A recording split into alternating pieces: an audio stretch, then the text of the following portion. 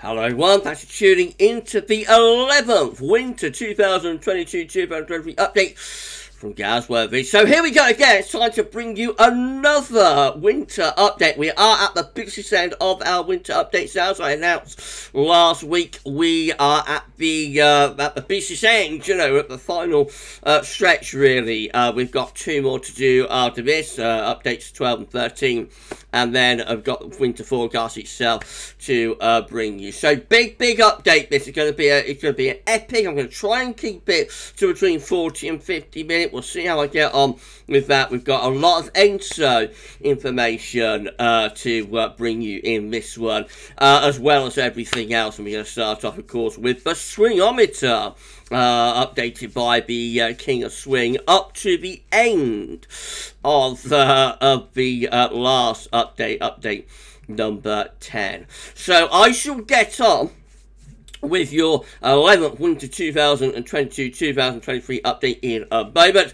I just want to say thank you so much all of you for tuning in to not only this winter update, but all of our winter updates through this season so far. I hope you've been enjoying them, and if you have, then please do like, share and subscribe on the winter updates. And if you do give us a sub, you will be able to see future weather content, including future winter updates, and you know, whatnot. So thank you so much everybody doing that. Don't forget to your friends and family to sub as well. Thank you so much to Richard for the amazing winter updates gear. Thank you so much, Richard, for that, and also for the help on this video, and Shryan as well. Richard and Shryan, Team Gav, hashtag Team Gav. Thank you so much to Shryan and to Richard Trott for all of the help on this video. And with that said, I think we shall get on with your 11th Winter 2022-2023 update. So the first thing we're going to start off with is the swingometer. As of the end of last week's 10th update, this is how the swingo is currently looking. Let's give you a countdown. 3, 2, 1, here we go! 60% chance of a mild winter, and Darth is not impressed. Oh dear, oh dear, oh dear. We've seen a further swing there from cold to mild. That's a 3% swing from cold to mild, on where the swingo was last week. And I think I'm about to get force choked there. Oh dear, I'm sorry, Darth.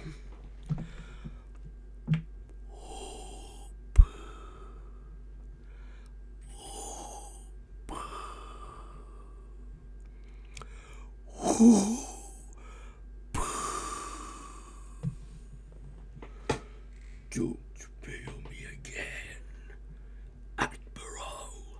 Wow.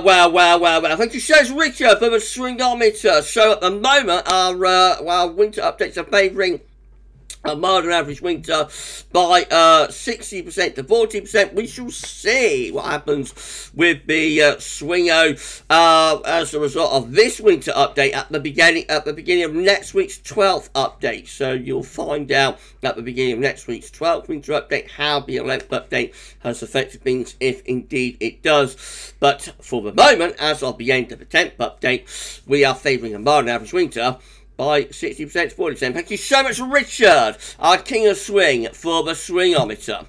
Right, here we go then. So we're going to have a look at the oceans, first of all. Oceans to start, oceans to finish on this one. So we've got our 4 areas of interest, of course. We've got the ENSO region just here. We've got the Northern Pacific over there. We've got the Indian Ocean over here. And then we've got the North Atlantic, which is over there. Right, so that's how the oceans were looking when we did last week's winter update. This is the latest.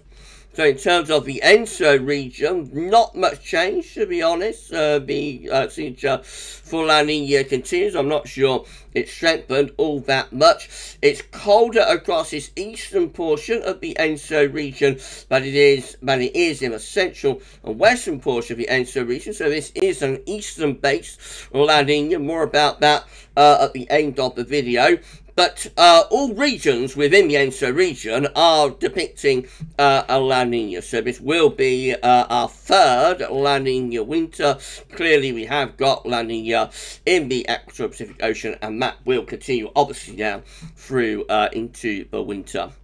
Going further northwards into the northern Pacific, let's have a look at the situation last week. That situation in the northern and also northeastern Pacific last week. Let's have a look at the latest. So further cooling has taken place in this northeastern corner of the Pacific Ocean. It does look as though we are now getting a response to this La Nina. Remember, the La Nina is essentially cooling down the ocean, turning down the thermostat, taking warmth out, cool air, cool water, I should say, out into the Pacific Ocean, and that should have a cooling effect on the wider ocean. I think we are starting to see that in the northeastern Pacific. Clearly, things have turned colder there in that northeastern part of the Pacific Ocean. We've been waiting for that response, and there it is. Moving into the Indian Ocean, not much change. This is where we're looking now, of course. So the Indian Ocean not showing all that much change. Possibly it has warmed a little bit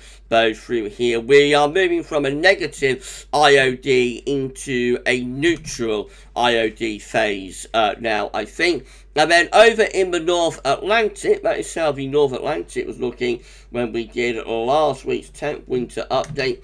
This is how the North Atlantic is looking now. Again, not much change. Most areas are still warmer than normal. It's pretty warm around there. Greenland to Iceland, it's warmer through there. The sea zone temperature on the tropics still looking relatively warm as well, as does the Caribbean and the Gulf of Mexico. Just in this central area, it's a little bit cooler perhaps.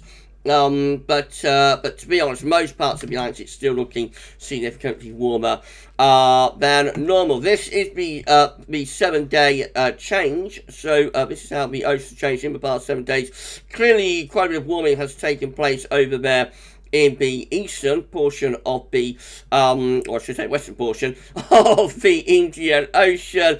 Cooling has taken place in the northeastern corner of the Pacific Ocean. So definitely things are cooling down in that northeastern part of the Pacific Ocean. In the ENSO region, varies from area to area, a little bit of warming there, but offset by a bit of cooling there. So that's all looking very, very stable, I think. And in the Atlantic, generally warming in the more southern portions of the North Atlantic, and cooling a little bit through these more northern portions of the North Atlantic over the past 7 days.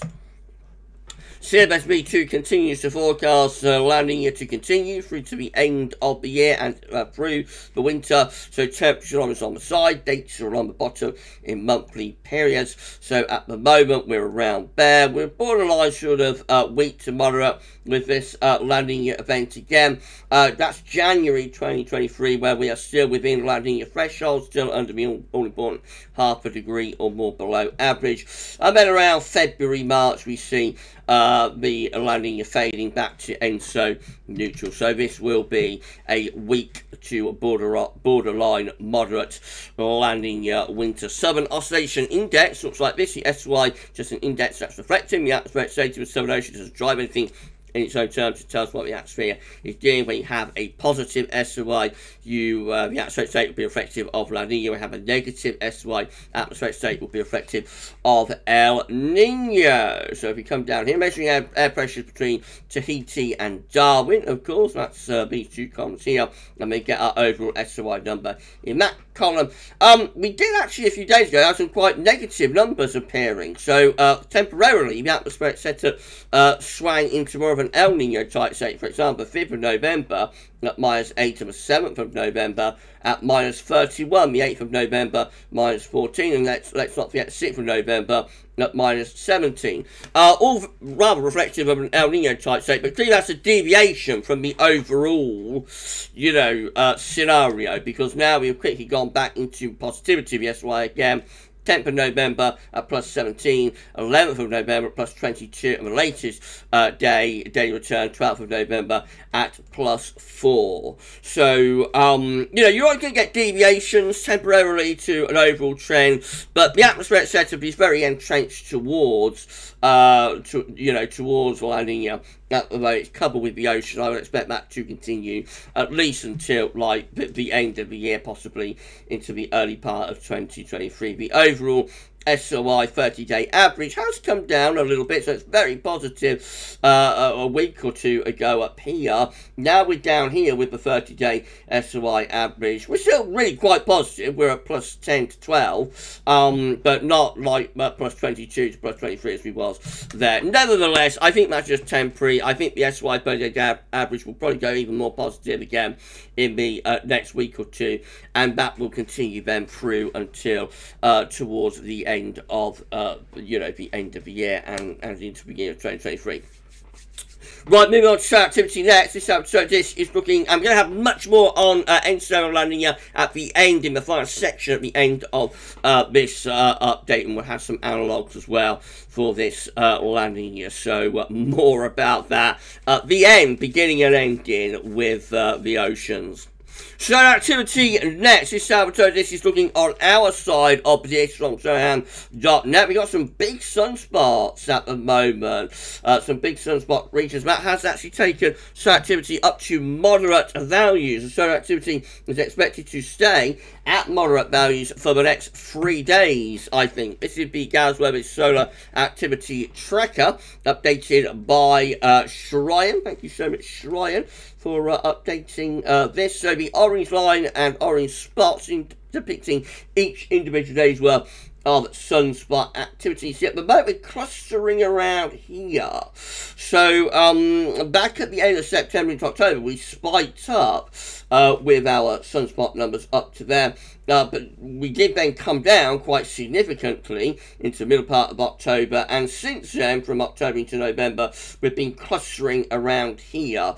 A modest sort of level of solar activity, but not going back up to the level we was at the end of September. The 30-day average, which is the thick green line, is continuing to trend downwards, interestingly.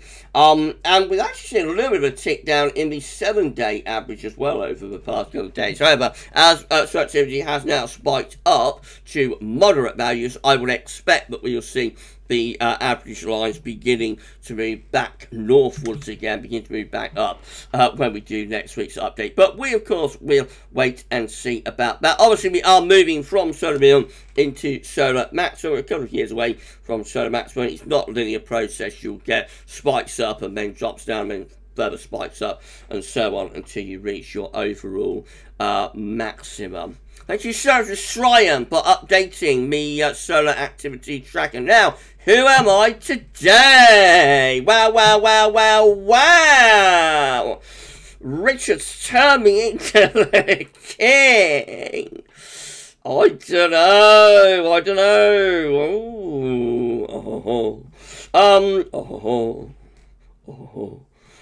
Mrs. P would say, in your dreams, Gavin.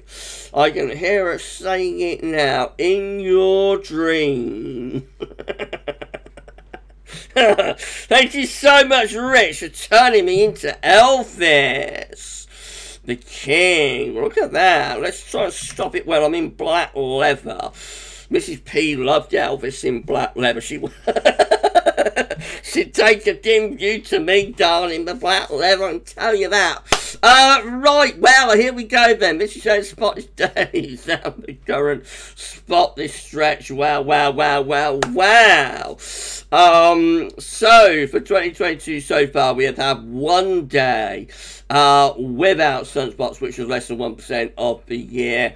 And that, of course, is comparable to 2022, which had 64 days without sunspots, which was 18% of the year. 2020 had 208 days days without sunspots, so over half of the year. And then 2019, of course, the solar minimum year from solar cycle 24 to 25, that had 281 days without sunspots, which was 70% of the year. The vast majority of 2019 did not have any sunspots. Our comparable year to the last solar cycle number 24, is 2011, just here. That had 2 days without sunspots, which again was less than 1% of the year. So all much of a muchness. I suspect we will keep sunspots every day now, right the way through until the end of this year. So you know, this year will have 1 day without sunspots, whereas the comparable year 2011 had 2 days without sunspots. But it's all much of a muchness, really. Next year, our comparable year will be 2012, I should say. I'd say 2013, but no, it'll be 2012. This is just here. That had no days without sunspots. So in 2023, we are expecting that we will have every single day with at least 1 sunspot, and we shall see about that, of course. Thank you so much, Richard, for turning me into Elvis. Oh, thank you so much, Rich. Dear Matt. Right, we'll have a little bit of a pause there, I think. And when we come back, we're going to have the scores on the doors, Miss Ford, for the hurricane season so far. So we'll be back with more. But I'm pausing the video there. You go and stretch your legs. I shall see you in around 2 seconds' time. Okay, we're back and we're ready to resume the 11th Winter 2022-2023 update from GavsWeatherVids. If you enjoyed the video so far, then please you like, share, subscribe. Thank you so much, everybody, for doing that. It's been pretty good so far. I've still got loads and loads and loads of data to bring you, though. Thank you so much to Shrine and to Richard in the first section of this video for the solar data. Thank you so much to Richard for the gift. And also, let's not forget Roger Robin. Thank you so much to Roger Robin, or whatever the bird is. Yeah, thank you so much, Rich, for the gift. Right, okay, we're going to bring you the scores on the doors now for the 2022 Atlantic hurricane season. Well, Wikipedia for this. So there you go, this is the 2022 Atlantic hurricane season page from Wikipedia. If we come down here, you've already had a quick sneaky peek of them. This is how the scores of the doors are looking. So for this season so far, we've had 16 tropical depressions. We have had 14 tropical storms. We have had 8 hurricanes. And we've had 2 major Category 3 or above hurricanes. All of those numbers are unchanged, I think, except for hurricanes, which has gone up 1 from last week. This is how ACE is currently looking. This has been updated by the Ace Master, Shrine Brim. Thank you so much, Shrine, Ace Master, for updating this. ACE, of course, is telling us how much energy each one of these storms is emitting, and then coming up with an overall, season number for accumulated cyclone energy, putting all of the storms together, classified as below normal, near normal, above average, and hyperactive. So if we come down here to 2022, we can see that our ACE is currently sitting at 95.10, which is slightly up on what it was last week. That is after 14 tropical storms, 8 hurricanes, and 2 major Category 3 or above hurricanes. All pretty average, really, although we are still a little bit on the low side of average with our ACE number. We would have expected at this point in the season to have had 14 tropical storms, 7 hurricanes. So actually we're a little bit above average for hurricanes, 1 above. And we'd have expected to have 3 majors. We've had 2, so we're a bit below for majors. All really quite average, so the classification for this season is, and will probably continue to be, the normal. I don't see that changing before the end of the season. That's our first near normal average season since 2014, interestingly. And I suspect next week we will do some analogues looking at ACE and near normal hurricane season, see what that could mean for the winter. Well, I had a below normal hurricane season by way of 2015. All of the seasons after that up to this year have been either above normal or hyperactive, interestingly. But near normal for ACE this year. Thank you so much to ACE Master Shryan. Just to very quickly confirm that Wesley QBO continues. So this is from NASA. This is the top of the atmosphere in the stratosphere at 10 HPA. This is the level of the atmosphere that called the troposphere, 30 to 50 HPA. This is a depiction of the Wesley QBO moving from the stratosphere down into the troposphere. So the Wesley QBO, yes, continues, and as we've established, this will be a westerly QBO winter. Arctic oscillation observed and forecast looks like this. So the black line shows where we've been with the Arctic oscillation. Red lines at the end where the GFS ensembles are forecasting the Arctic oscillation to go. Currently, we are in positive phase with the Arctic oscillation, as we have been throughout most of the autumn so far, certainly since the second half of September. Anyway, GFS ensembles are forecasting that the AO will stay in positive phase well on into the second half of November, but there is a little bit of a tick down going on there right towards the end of November. We do, into the beginning of December probably, we do see a little bit of a sign of a tick down within the GFS ensembles. So Arctic oscillation is going to be positive for the time being, but by the time we get through the months then, we might be starting to see signs that the AO goes a little bit negative. That could be an indication of like blocking beginning to appear within high latitudes. Remember, the AO is just an index that's reflecting that state. So when it's positive, we've got low pressure over the Arctic. When it's negative, we've got high pressure blocking over the Arctic. The NAO observed and forecast is looking like this. So again, the black line shows where we've been with a North Atlantic oscillation. Red lines at the end where GFS ensembles are forecasting the North Atlantic oscillation to go. We're currently positive with the NAO as well. So both indexes in positive state. Tells us why we've had such a mild November so far. GFS ensembles forecasting the NAO to stay generally neutral to positive through to the end of November and possibly even into the start of December as well.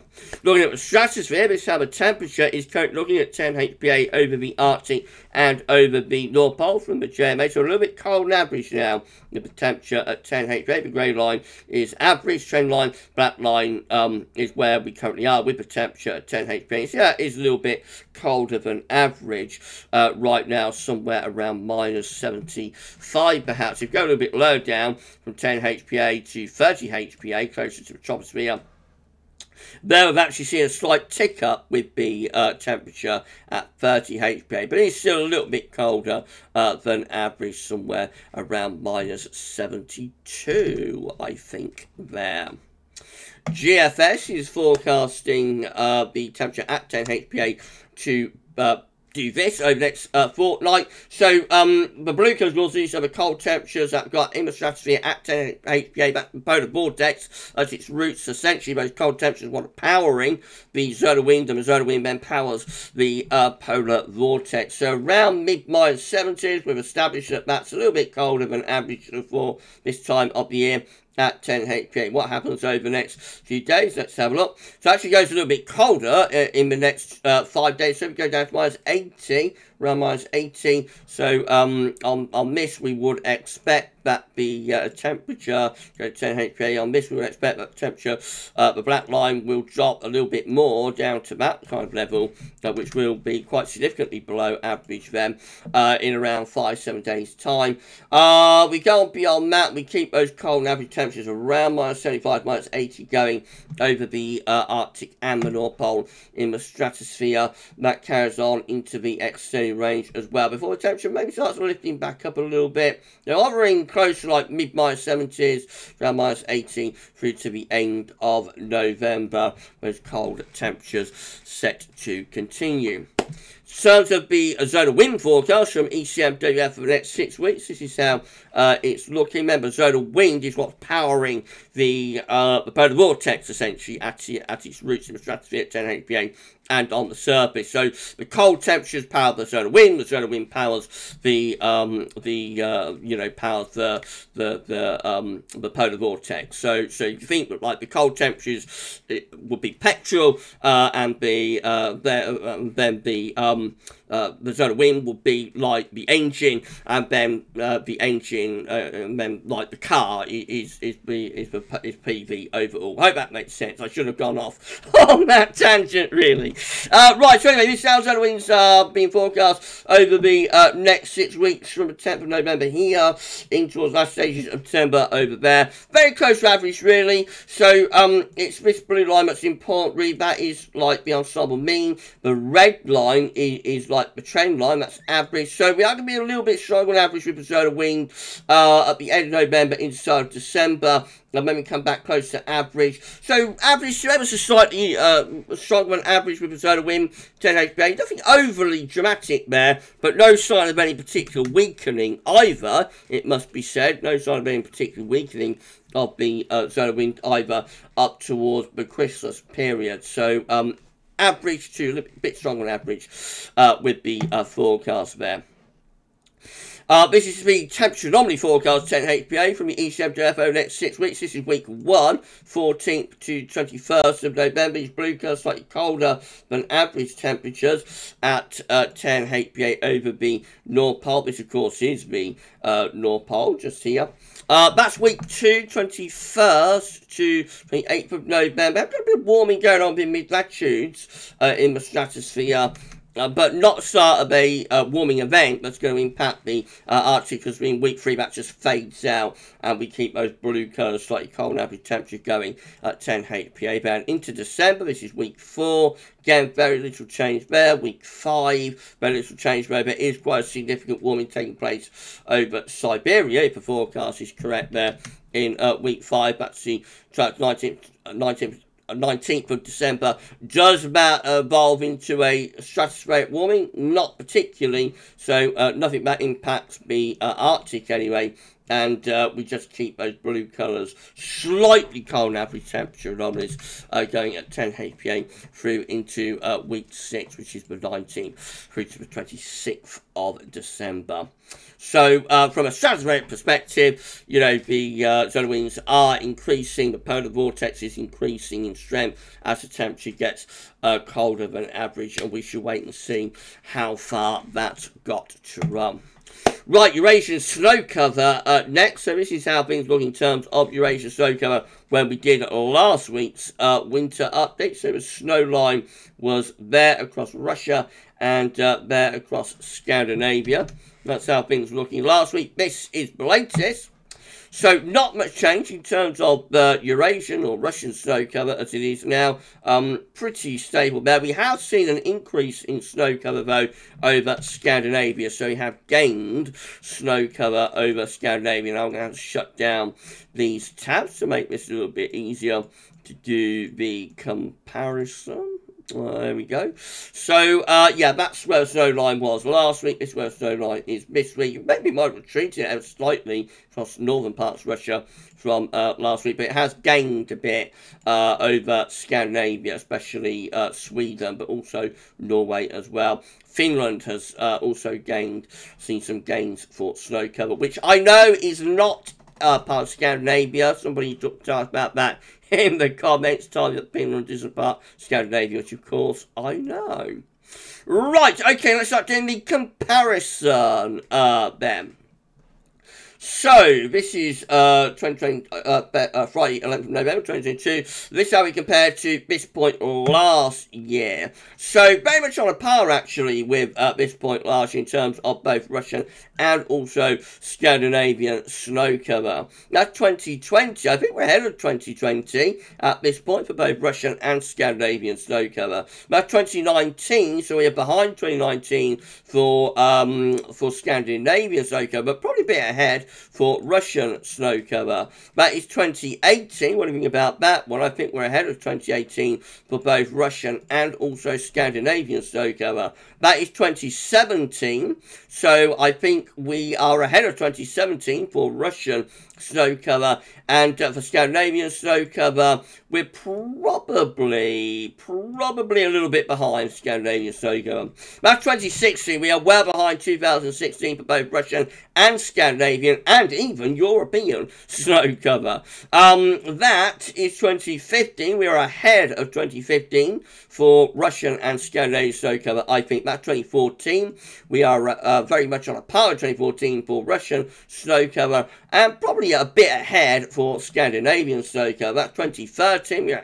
We are ahead of 2013 for Russian snow cover, and probably very close for Scandinavian snow cover. That is 2012. I think we're very close to 2012 for Russian snow cover, a little bit behind for Scandinavian snow cover. That is 2011. We are behind 2011 for Russian snow cover, but well ahead for Scandinavian snow cover. That is 2010. We are behind 2010 for Scandinavian snow cover, but we are ahead for Russian snow cover. That is 2009. I think we're very close to 2009 for both Russian and Scandinavian snow cover. Maybe a little bit behind for Scandi, but ahead for Russian, or very close. That's 2008. We are ahead of 2008 for both Russian and Scandinavian snow cover. That's 2007. We are behind 2007 for Russian snow cover, and probably quite close for Scandinavian snow cover. That's 2006. We are behind that year as well for Russian snow cover, close for Scandinavian snow cover. 2005, way ahead of 2005 for both Russian and also Scandinavian snow cover. That is 2004. We're ahead of that year for Russian and Scandinavian snow cover as well. That's 2003. What do you think about that one? I think we're ahead of 2003 for Russian and Scandinavian snow cover. That's 2002, which we are well behind for both Russian, Scandinavian and also European snow cover. That is 2001. I think we're ahead of 2001 for Russian snow cover, probably quite close to Scandinavian snow cover. Back 2000, we're ahead of 2000 for Russian snow cover, and probably ahead for Scandinavian snow cover. That's 1999. We're ahead of 1999, definitely for Scandinavian snow cover. Probably a little bit behind overall for Russian snow cover. And finally, that is 1998, which we are going to be a little bit behind for Russian snow cover, and probably a little bit behind actually for Scandinavian snow cover as well. We go even further back than that, so let's go back to 1966 at Rutger Snow Lab. I won't do the comparison now, so just keep this in mind where the snow line is as of the 11th of November in that kind of position. Roughly, and let's go through, stand on your head to see these. So in terms of 1997, we are behind 1997 for Russian and Scandinavian snow cover. We are ahead of 1996 for Russian snow cover, but behind Scandinavian snow cover. We're behind 1995 for both Russian and Scandinavian snow cover and European snow cover. We're behind 1994. We're behind 1993 as well for Scandinavian snow cover, but ahead for Russian snow cover, but ahead for Scandinavian snow cover. 1992, we are probably a little bit behind for Scandinavian snow cover, a little bit ahead for Russian snow cover. 1991, I think we're ahead of 91 for Scandinavian and Russian snow cover. 1990, we're probably quite close to that for Russian snow cover and ahead for Scandinavian snow cover. 1989, I think we are going to be behind for Scandinavian snow cover and ahead for Russian snow cover. 1988, we are behind for Russian snow cover, but ahead for Scandinavian snow cover. 1987, we're behind for Russian snow cover, but ahead for Scandinavian snow cover. 1986, probably quite closely matched. Actually, that's probably one of the years we're closest to. 1985 also looks quite close for Russian snow cover, but probably we're ahead for Scandinavian snow cover. 1984, probably a little bit ahead of 1984 for Russian snow cover, and ahead for Scandinavian snow cover. We're ahead of 1983, Russian and Scandinavian Soka as well. Ahead of 1982, interestingly, also, and way ahead of 1981. How interesting for both Russian, Scandinavian Soka. We are behind 1980 for Scandinavian and Russian Soka. For 1979, we are well ahead for both Russian and Scandinavian Soka of 79. For 1978, I think probably quite close to that, actually, for both Russian and Scandinavian Soka, maybe a little bit high behind for Scandinavia. 1977, probably quite close for Russian Soka, a little bit behind for Scandinavia, maybe. 1976 looks like that, so probably behind for Russian Scandinavian Soka of 76. 1975, I think we're ahead of that year. Ahead of 1974 for Russian Soka, a little bit behind most Scandinavian Soka. 1973, we're behind for Russian and Scandinavian Soka. 1972, we're behind as well. 1971, probably quite close to that one. 1970, we're behind. 1969, we are behind for Russian and Scandinavian Soka. That year, 1968, that could be a closer year, certainly for Russian Soka, probably a little bit behind Scandinavian Soka. 1967, we're ahead of that year for Russian Soka, probably quite close to Scandinavian Soka. And the last year, which I have not got, but I can get that for you, 1966, looks like that. And again, we are probably a little bit ahead in totality for Russian Soka and quite close for Scandinavian Soka. That's how we're looking with Eurasian Soka right now. Okay, one final stoppage.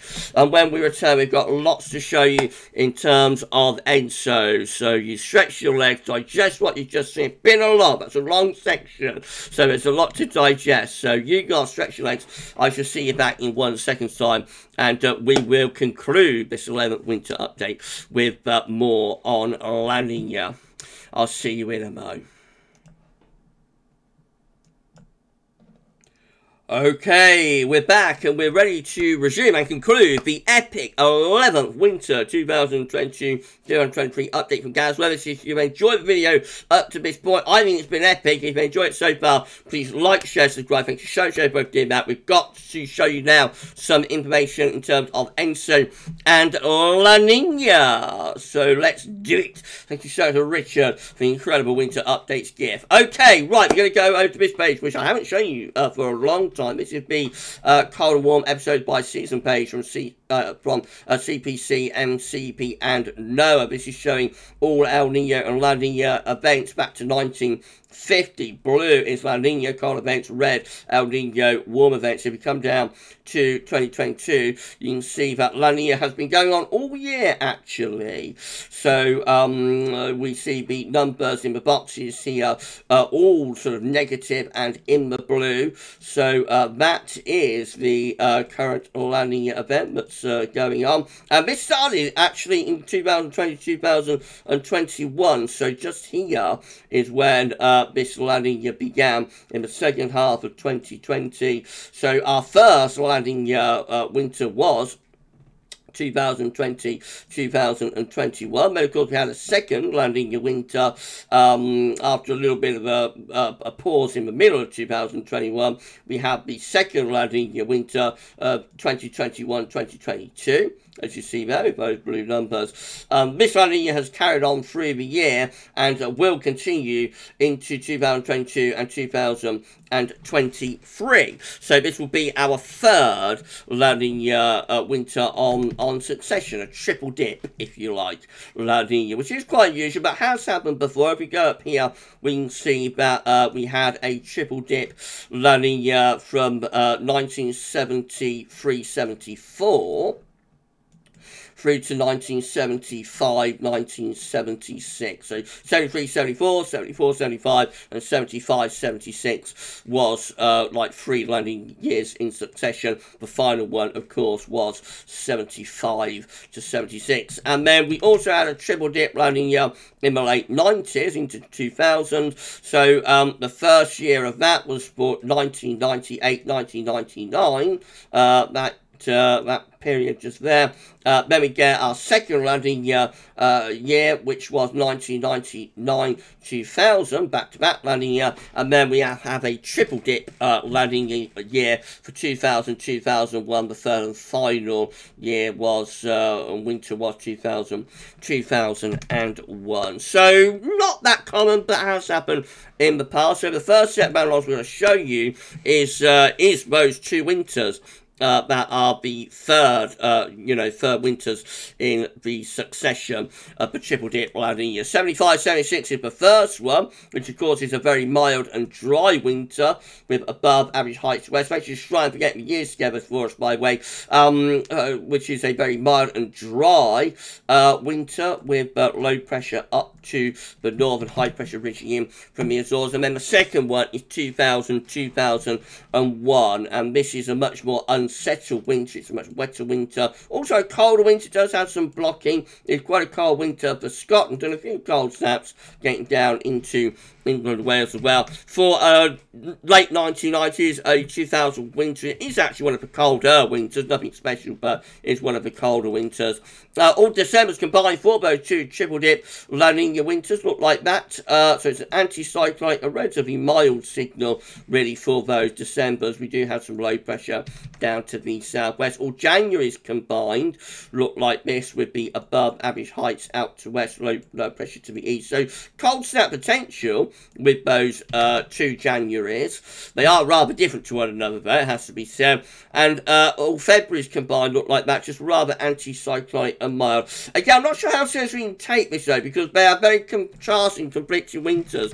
2000, 2001 and 1975, 1976. So as there's only two in the package, I don't think we can take this overly seriously. All winters combined for those two triple dip La Nina winters look like that. Overall an anticyclonic signal, but again, I'm just not sure how seriously we can take that, as it is a small a small sample, and they are very contrasting, conflicting winters. Just to explain again, we are in an eastern base La Nina, so it is colder in this portion of the equatorial Pacific Ocean, but it is in the central and western portion of the equatorial Pacific Ocean. That's what we call an eastern based La Nina. We can see this through tropical tidbits. So this is each day's temperature anomaly for the central region 3.4 part of the equatorial Pacific Ocean, which is generally hovering somewhere between half a degree and 1 degree below average. It does go just under 1 degree below average there temporarily at the end of November, but it's back up to around half a degree below average into November. Compare and contrast that to regions 1 and 2, which is the eastern portion of the equatorial Pacific Ocean, and there you can see that it is colder with the daily temperature anomalies, generally early on in October hovering somewhere between 1 and 1.5 degrees below average, but since like mid-October, it's actually gone to between 1.5 and 2 degrees below average, which is really quite cold in that eastern part of the equatorial Pacific Ocean. So this is an eastern-based La Nina, and these are the years that we're going to compare to. So this is how October looks for 2022. You see colder in the east than it is in the central and western region. Let's shut down some of these tabs. We're going to do a comparison. So there we go. So that's October 2022. This is how we look compared to autumn, I should say, 1954. Again, you see colder in the east, not as cold in central and western regions. That is autumn 1955. Again, colder through those eastern areas, because in the eastern areas, although we're nowhere near as cold and as strong with this La Nina event. That's 1964. It's actually also a little bit western based, but is classified as an eastern La Nina for 64-65. That is 1971. Again, it's a little bit colder over there in the eastern portion. Let me know which years you think we're closest to. That is 1984, autumn 1984. Again, you see that it's a little bit stronger with the cold over in that eastern portion. That is 1995. That's a very clear-cut eastern-based La Nina. That is 2005. I think that's probably the year we're closest to. That's what I think anyway, but let me know in the comments what you think. And that is 2017, and again, I think we're quite close to that one.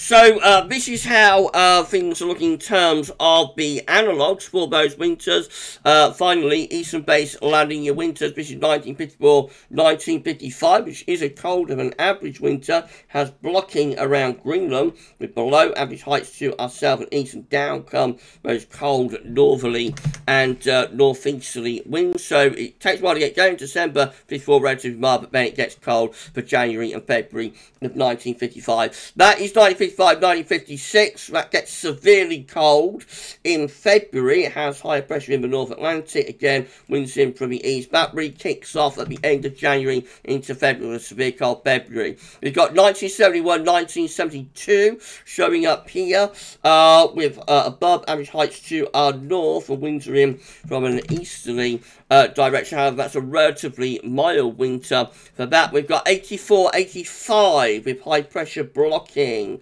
We've been in high latitudes and low pressure down to the south. Winds are in from an easterly direction. With that one, we've got 1995, 1996, which is a cold winter as well. High pressure to the north, low pressure is to the south. Winds are in from the east. That's very easterly winter. So two cold winters, 95, 96, and 84, 85. Both of them quite easterly winters. 1995 has lots of easterlies coming and going for 95, 96. 2005, 2006 is a failed cold winter. Looks like it should be cold, but it is not, with high pressure to the north, low pressure to the south. Winds tend to be in from an easterly direction. With that winter, 2017, 2018, of course, is the big shubby east winter, with below average heights to our south and east, above average heights out to the Atlantic, and winds tend to be coming in from a north or a northeasterly direction. That gets going, it's not that cold, but it does get going right at the end of February with a severely cold interlude. Right, so putting all of those years together, this is how all Decembers combined are looking based on eastern-based La Ninas, and we look like that with above average heights, certainly originating from the Atlantic, being quite a bit of dry weather, not overly cold signal for those Decembers. All Januaries combined gets much more interesting though. Above average heights setting up to the north, with below average heights setting up down to south. Winds tend to be coming in from an easterly direction, with both Januaries becoming colder. We'll definitely soon becomes colder in those Januaries. All Februaries combined also hinting at colder conditions, with above average heights to the north and below average heights to the south, and winds coming in from a cold easterly direction with those February. So January, February could be poised there to be quite cold. And lastly, all winters combined for those eastern-based La Nina winters, it looks like that. And we have blocking to the north and below average heights to the south, and winds coming in from the east. I've just realised that we have not had 1964, 1965 within this package of analogues, which is a little bit disappointing, but never mind. It doesn't make much difference because that was quite a cold 1960s winter as well. So the eastern-based La Nina, we have talked about this in previous years, last couple of years. Eastern-based La Ninas do favour a colder than average winter. The interesting thing with this winter, though, is that it's a triple dip, and the only two times we have had a triple dip La Nina, it's been central western based. So this is like the first time we have had a triple dip eastern based La Nina winter, which is unusual. And so we're in uncharted territory with that, to be honest. We're in uncharted territory. And so it's going to make the forecast a little bit trickier. Right, okay, what an epic, what an epic, what an epic. I'm sorry about the mistake with 64, 65, everybody, but it wouldn't have made much difference to the overall package of analogues, because that's quite a cold winter later on as well, so it will make no difference to that idea that, you know, December is relatively mild-ish signal, and then it progresses to colder January, February with those eastern-based La Ninas. Right, we are done. Thank you so much, everybody, tuning in to this epic 11th winter update. Thank you so much to Shryan for getting all those years together for us, Richard Shaw. Thank you so much to Shrine and to Richard for all of the help on this winter update. It's been amazing. It's been an epic. We're still under 50 minutes. I didn't think I'd be able to pull that off with so much to show you. So I'm going to go have a lie down in a darkened room now. You will find out at the beginning of next week's 12th winter update how this 11th winter update has affected the swimmer. Will those analogues shift the swingo towards cold? Will we start to see a swing from mild to cold? You'll find out as the first thing that you see at the beginning of next week's 12th winter update. And we'll have lots next week on the stratosphere as well, I think, and we'll have some analogues for the hurricane season. If you have enjoyed this 11th winter update, please like, share and subscribe. Thank you so much for doing that. We're going to be live streaming tomorrow at 8 PM to discuss this winter update. But for this 12th winter update, this 11th winter update, I should say that's all for now. And thanks for watching.